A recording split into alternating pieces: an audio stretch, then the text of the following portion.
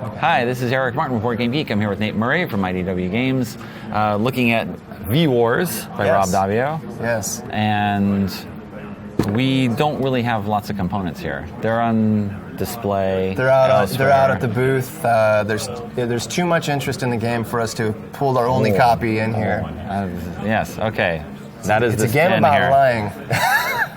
So maybe give an overview. Right. So V-Wars is based off a world created by Jonathan Mayberry, who's a Stoker Award-winning author.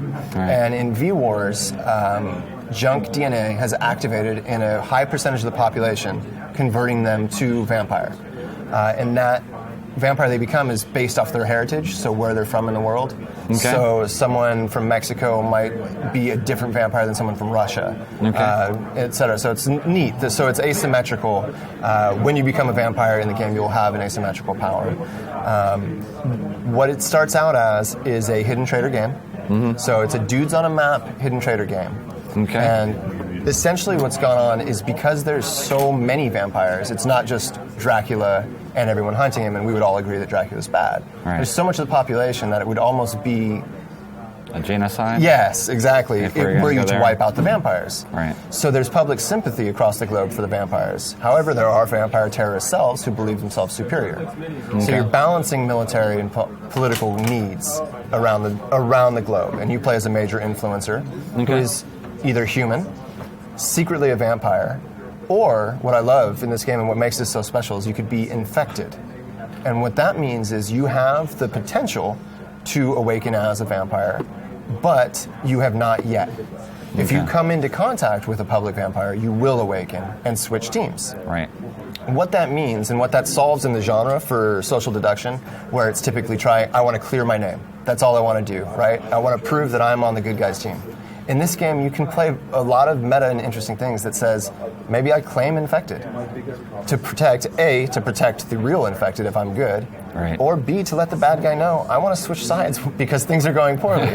Because the game starts off, I would say it starts off almost in a pandemic situation where the vampires are covering the board and the humans are working very quickly to remove them from the board. Right.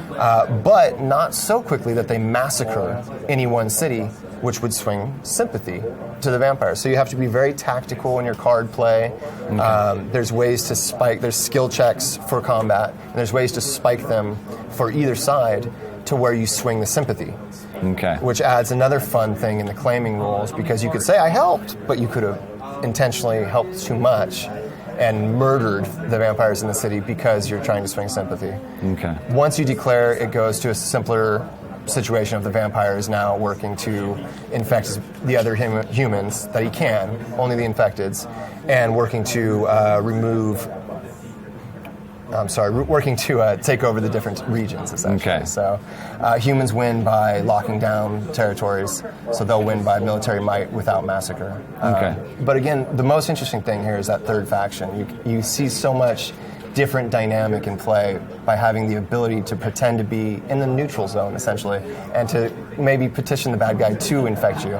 But maybe I was bluffing and made you waste your turn, essentially, so that we could have longer. So it's a really special game. It's been called Battlestar Pandemica. That is a title I like. Rob did an excellent job, and it's based off a really cool universe. So, V-Wars. All right, thank you. Yeah, absolutely.